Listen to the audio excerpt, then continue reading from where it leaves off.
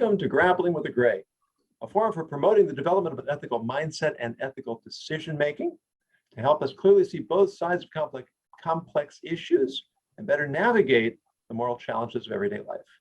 I'm Yonason Goldson, and please join me in welcoming my guests. Sonia Funk is a corporate wellness strategist and speaker, a nutritional therapist, and an award-winning singer and songwriter. Scott Mason, also known as the Myth Slayer, is a transformational coach for executives, entrepreneurs, and other leaders, a podcast host, and a keynote speaker. And Heather Younger is a keynoter and consultant on employee engagement and DEI, a TEDx speaker, podcast host, and author of the new book, The Art of Caring Leadership. Thank you all very much for being with me now. And here is today's ethical challenge. It is a true story. Susan was working in the back office of a neighborhood clinic one morning. A patient arrived and was admitted for consultation. Susan heard raised voices, after which the patient reappeared and quickly left the clinic in a state of apparent grief or anger. Had there been some disagreement or misunderstanding? Susan assumed so, but couldn't know for sure. Under normal circumstances, Susan probably wouldn't have thought twice, but only a week earlier, a disgruntled client had left an office just down the street after a conflict, then returned with a gun and started shooting. Susan didn't want to take the chance that her inaction might put others and herself at risk. Perhaps with a simple check-in, she might determine if there was any cause for genuine concern. Because all visits were confidential, looking up the man's identity would be a violation of privacy. Susan tried to reach her supervisor for permission to open the database, but her supervisor was unavailable. Susan took the initiative. She looked at the man's name and phone number, then gave him a call. "Hello," she said. "I'm calling to check in. You seemed upset when you left our office. Is there anything I can do to help?" "Oh, no," the man replied. "I was a little distressed, but I'm fine now. Thanks so much for calling." Subsequently, Susan found herself reprimanded by her supervisor. Was she wrong to do what she did? The floor is open. Wow. You always make it so easy for people. Hey, where's the fun in that? You know, I'll just begin by, there's a lot of reactions that I have to this. And all of us have been in situations, I assume, in which due to a past situation that we have been in, the intensity of that situation may embed a story in our mind that we play out over and over and over again. One of the challenges I have with Susan's actions is that she appears to have brought one story into her current interaction, a story from the past, without real evidence that the situation and the outcome was applicable. If she were to take her line of reasoning further and further and further out there, anytime she watches a fight, or anytime anyone steps out of the room angry in her situation, she would, at a minimum, appear to have an ethical justification, if not an outright ethical obligation, to reach out to the person or somehow otherwise mitigate a hypothetical conflict, irrespective of the confidentiality or other constraints, legal or ethical, that are on her behavior. And with that in mind, I feel as though ultimately that transmutation of one story in one context to another, and the assumption that it would lead to another outcome, makes her behavior wrong. That's a really interesting angle, Scott, that does what happened a week ago in a completely separate event.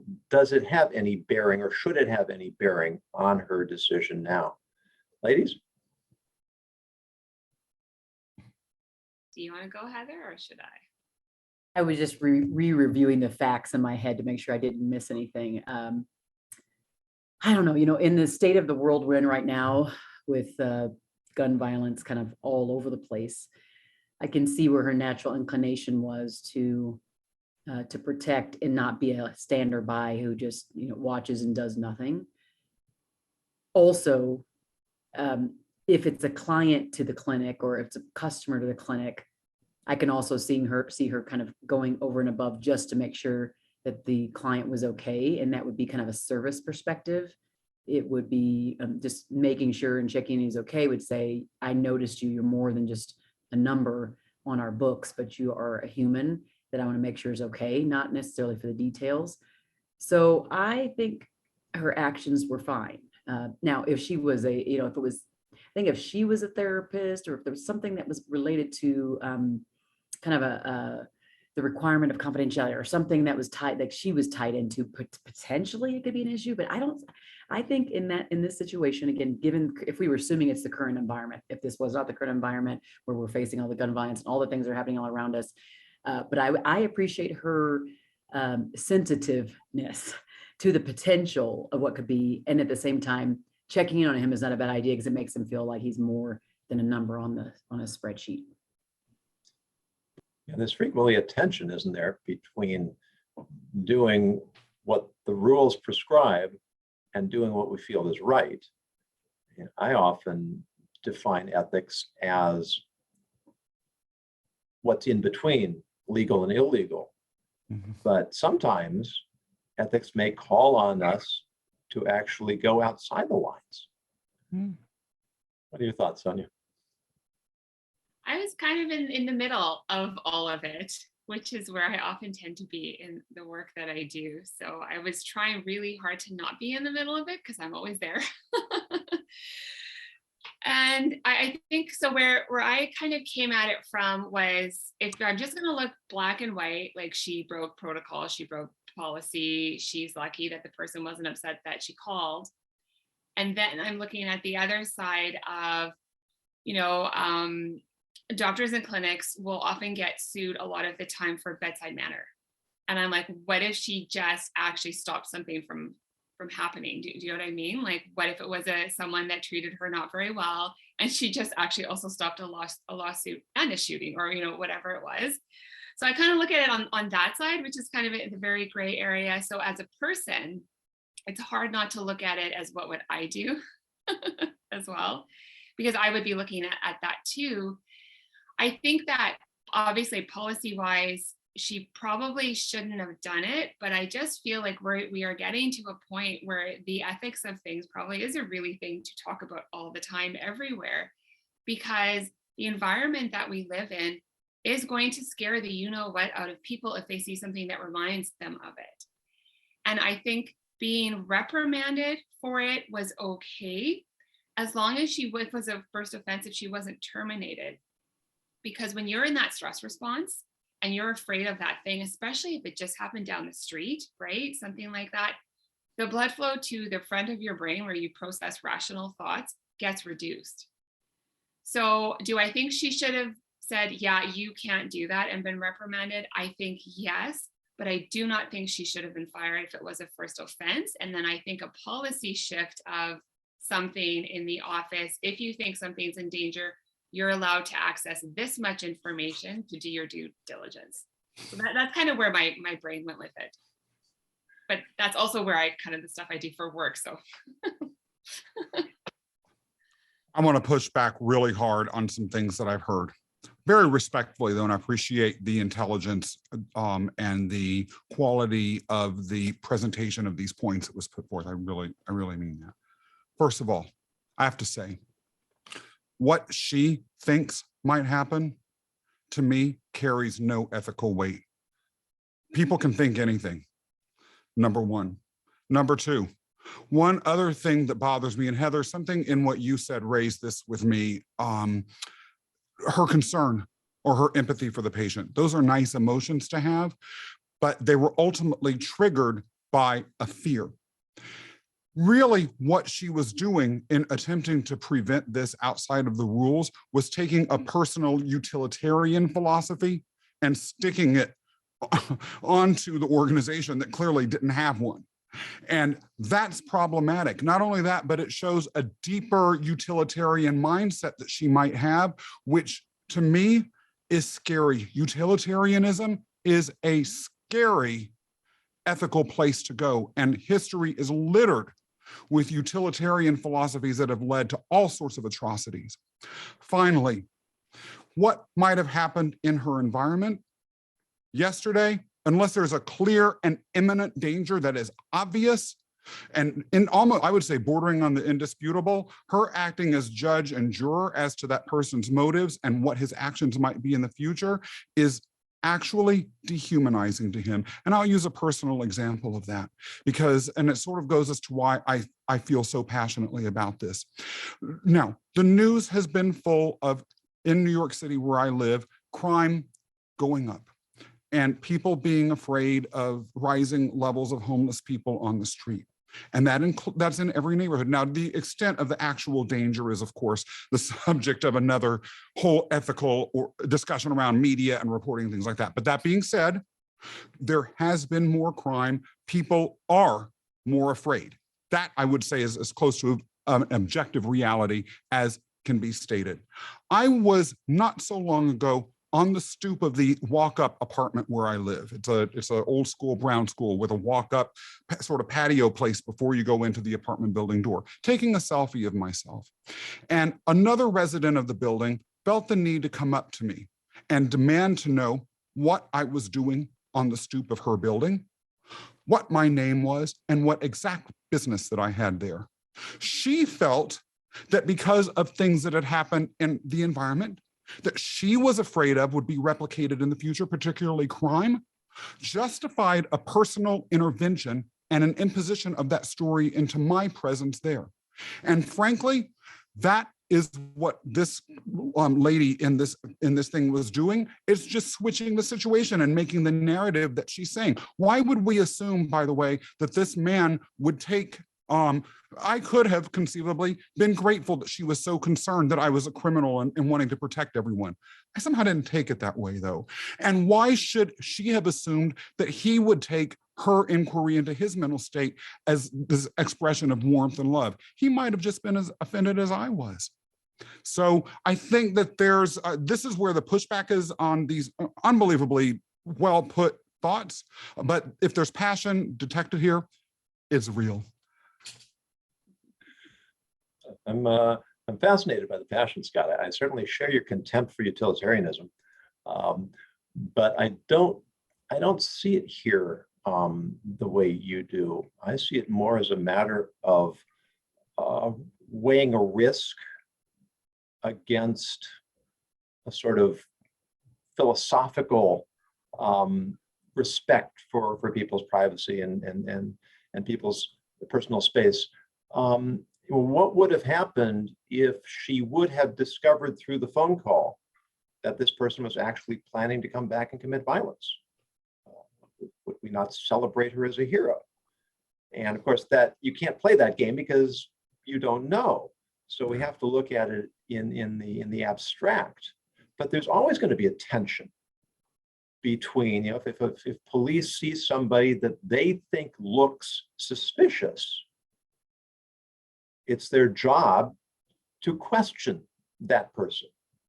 There's a point at which their actions may go beyond what's appropriate.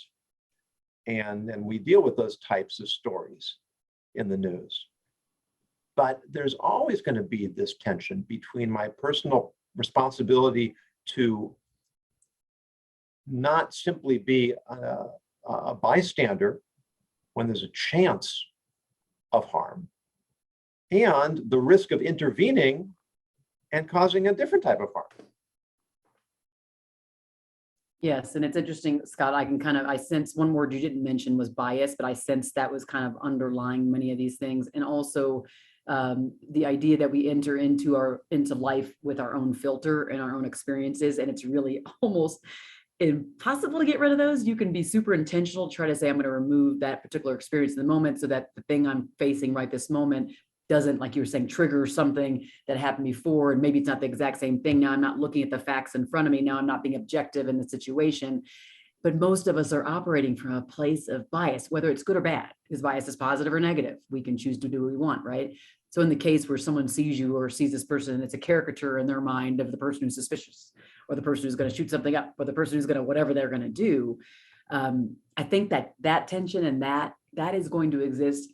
And we can work so hard and we can be super intentional and we can try hard. And I'm not saying it's not impossible to minimize how we all, every single one of us in the screen, walk around the world with bias in our eyes and our heart. It's just the way our experience is. But I think some of that was what was her. She kind of had this, it was like a memory bias in a way, where it's like that thing that happened. Uh-oh, this is looking familiar. I am sensing something familiar that resulted in a thing that kind of the thing you're talking about. And so whatever that person did on the stoop, she may have been, who knows what she was doing when she saw you, and that could have been bias on another, right? But in the end, she's in her mind, whatever's happening, she's kind of stacking up this memory bank, and it's either a positive or negative thing that happened on the other end.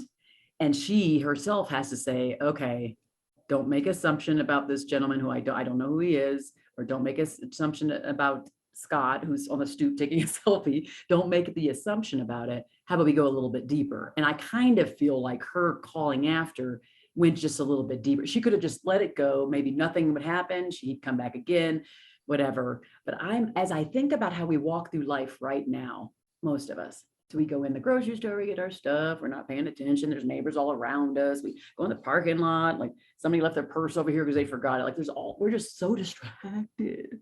None of us really feels all that important to the person next to us.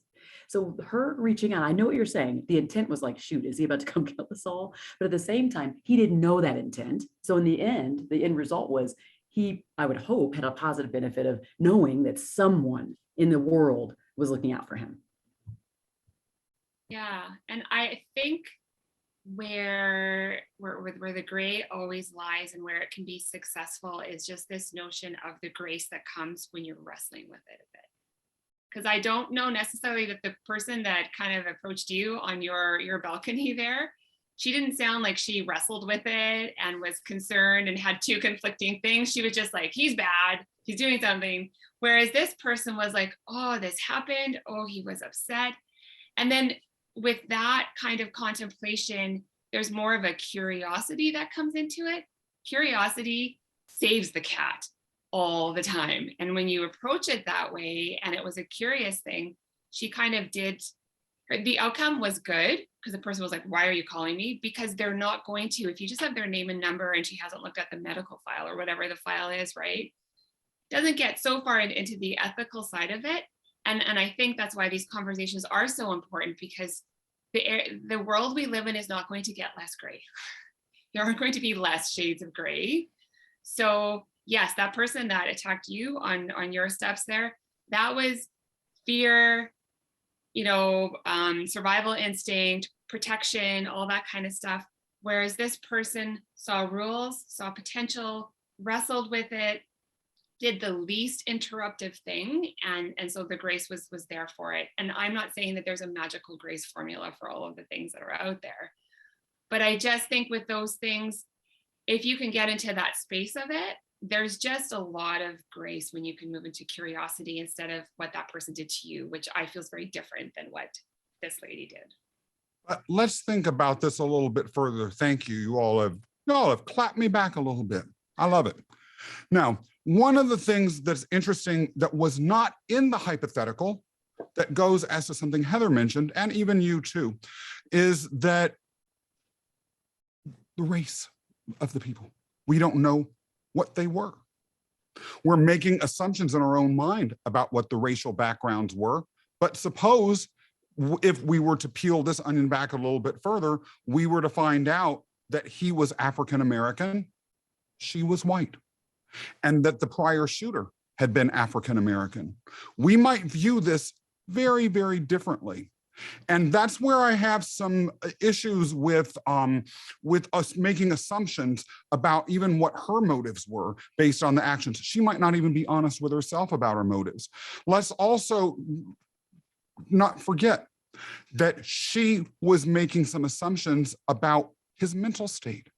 He may conceivably, for instance, have had some sort of mental disorder. And if my language isn't ideal here, anyone who's listening or watching, please either correct me or forgive me. But let's say he had some sort of paranoia or schizophrenia or something like that, and he took the call as an attack. She didn't know that until she called. She just decided that because she felt she needed to do something, irrespective of the rules, that she would somehow, that her intent would somehow translate into a positive outcome, where frankly, without her bothering to exhibit the exact sort of curiosity you were just talking about, she could have actually triggered the very thing that she was attempting to prevent.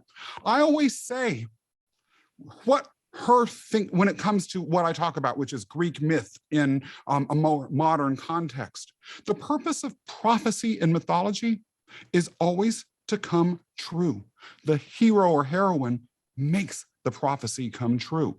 Her, for all we know, her prophecy that this person could commit a shooting could have been triggered by her actions. That is takes us into a much deeper place. Maybe too deep for right now. Maybe the second segment we could follow that up. But the fear of unintended consequences is always going to be involved in any decision, no matter how much data we have, no matter how good our intentions are. And history is full of unintended consequences. Can we let that fear paralyze us? Or do we simply have to try to make the best call we can? But I would like to focus in on one point that we haven't discussed yet. She attempted to contact her supervisor to get guidance or permission on this, and the supervisor was unavailable. Does that shift the responsibility to some degree away from her for making the decision in the absence of the authority who's actually responsible for making such a decision? I think that was what really allowed me to place myself in her position, because that's that's a difficult position to be in when you're in a place and you're used to someone else with the rules and what you can do. The supervisor might have actually maybe made the call themselves or gotten in touch with their practitioner, all that kind of stuff. It gives me, again, I think just a little bit of that empathy of, I don't think that she should have done it, but I don't think that she should have been fired for it if it was a first offense because of that kind of stuff in there and because the supervisor wasn't there. So, which is maybe I'm copying out, kind of being in the middle of it with those two things. and I don't mean to, but that is really how I kind of feel about it. I'm the person that probably would have made the call if I had just been traumatized by this shooting down the street and this person reminded me of that. I might have done what she did, and I would have fully expected to be reprimanded, to be honest with you, but I don't think I should have been fired. Yeah, to be clear, she was not fired. She was reprimanded. Yeah. So.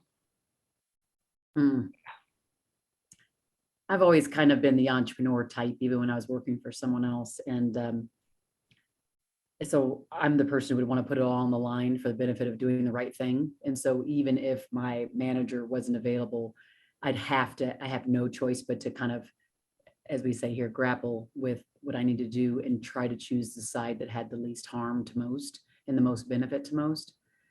So, I think it definitely shifted once that person wasn't there. I think that's no excuse. And if I was in her shoes, I would have said, yeah, I got to take it upon myself. I can't wait around. I probably would have done a very similar action. Sorry, Scott. Probably a very similar action, thinking about, my manager's not there. I could ask, they're not coming here. If I let it go, what if this other thing happens? And what if he leaves and does something? I don't really know the real true state of the person walking out. If it looked like he was just losing it altogether, I might go to the practitioner and say, was he okay? He's really, do you want to follow up? He just angrier than I've ever seen anyone be before. I may go to the practitioner. I would not let it rest. And I would not wait for my manager to tell me yes or no. I mean, isn't it the responsibility of the supervisor or the manager to be there or have some sort of contingency plan? Right? If I'm in a position where I feel I have to make a decision and I don't have the authority to make that decision, and the authority I need to contact is not available, I'm now in an untenable situation. So I'm stuck no matter what I choose. Either I'm failing in responsibility by not acting, or I'm overreaching by acting. And I've got to make that call in the moment. That's not really a fair position to put me in. That being said, to me, her initial outreach to the supervisor makes her more ethically culpable in a negative way, because it proves that this was not an intentional mistake. It proves that she knew that there was a line of authority that was established that had ethical implications, that was presumably decided upon thinking about the contingencies, and decided to override it with her own personal sensibilities. And where does that stop? Tomorrow, I think that another set of rules that is in that guidebook is wrong for reasons that are totally ethically justifiable to me. And then I do that. And then the next day, I decide that some of the laws that are out there that are personally against my ethical belief systems are wrong, and I break those. Then I decide that, you know what? And I know I'm really taking it in an extreme way, but there's a reason why I'm doing that, right? I think that the prohibitions against violence against random strangers on the street, I have an ethical issue with that, because you know what? I think that I've been hit before by strangers. And so any stranger can be someone that hits me. So I'm going to just start punching people. That's my ethical excuse, irrespective of the rules. She's opening the door by acknowledging that there was an ethically driven rule that she was going to personally override, as the, sort of creating the pathway for her to walk anywhere. And speaking of pathways to anywhere, who decides and who is she to say that this contingency that's extraordinarily rare is so great that it's going to happen again just because it happened before? And where does that stop? Anything can happen once. That doesn't mean it's going to happen over and over again just because you personally think so. And that sort of inability to weigh the likelihood of something also indicates to me that there was an impaired ethical judgment going on her part, self-rationalizations notwithstanding. So I think that where does it end obviously is an important question. She didn't show up at his house. So that's good, right? And yeah, so there is that other side, which is why I'm like, being reprimanded for that is fine as long as it wasn't too severe, because statistically, is there going to be another shooting on the same street? Do you know what I mean? Like, if you want to get rational about it. But as humans, we can't quite. And if you're in a position, you have to make a call. If it's the wrong one, you should be told it's the wrong one. But I just think that there just needs to be some softness in how that happens if you were kind of left on your own and traumatized from whatever happened like a week before. So, and that's where I am. I do leave a lot of space with stuff that is trauma and triggers a stress response and reduces, the function of the rational brain. It has to be considered, but it can't be an excuse the second time. Maybe, I don't know. Very gray. Heather, you got the last word. Oh, did I? Yeah, I'm not sure I see. You guys are really making the law school in me come out. I'm trying not to. I'm trying to hold it back. We won't hold it against you much. Okay, don't hold it against me. I'm thinking about something that you said, Scott, about the kind of interchanging policies and ethics. And I am not 100% sure that this policy or a lack of abiding by it was an ethical violation. I guess it depends on how we define ethics, which is what you said earlier, Yonason. It's like, what is our definition of ethics? Because a policy could be many things in an organization. It could be meant to minimize risk, could be meant to protect, could be meant to, there's all kinds of things it could be doing, right? So in the case of a person, like an employee there, they're defining ethics their own kind of their own internal compass, I guess, is like what I think's right and wrong when I look here and there. And I get what you're saying, Scott, and I actually agree to a large extent that if we all see ethics as our own North Star, like centered on our own selves and kind of, again, our own filter, our own history, what we think is right and wrong. And that is kind of where we are in the state of the world right now, is many of us see right and wrong different ways that causes battles. We don't want to hear each other. We don't want to listen, all the things that line up across from that. But I can see I can see why we're grappling with it and that it is so complex, because our North Stars are just different. What we have as a sense of ethics is different. So I think it boils down to, how do we each individually in our shoes define ethics? And do we think in this particular case, the policy that she violated and the fact that she didn't wait for the manager and all that stuff was unethical in nature? This has been a good talk. Scott, you and I have had a number of conversations, and I really was not anticipating this line for you, but that's why we're here, and that's why this program is called Grappling with the Gray, because as you're saying, Heather, ethics is not something that is rigidly defined. I often say that ethics begins where compliance ends, and that when we relegate our decision-making to compliance rules, then we've eliminated the human element, and we have not allowed ourselves to grapple. And by having these kinds of conversations and trying to see both sides and trying to reach some sort of a balanced understanding in the middle, that prepares us for when we find ourselves in these types of situations, we'll be better prepared to make better decisions. So this brings us to the end of our first segment. And I would like to thank again my guests, Heather Younger, Scott Mason, Sonia Funk, for a really engaging conversation. For those of you who are listening or watching, if you'd like to suggest an ethical scenario or dilemma for us to discuss, please go to my website, YonasonGoldson.com. Use the contact box to submit your proposal. If it's something compelling, we will certainly take it up. If you are a Grappling with the Gray member, please use the community link to participate in a follow-up Q&A for continued discussion. If you're not a member, please go to gwtg.live. That's gwtg.live, where you can sign up for a 30-day trial membership and enjoy member benefits. Please join us again next week for another ethical discussion as our panel grapples with the gray.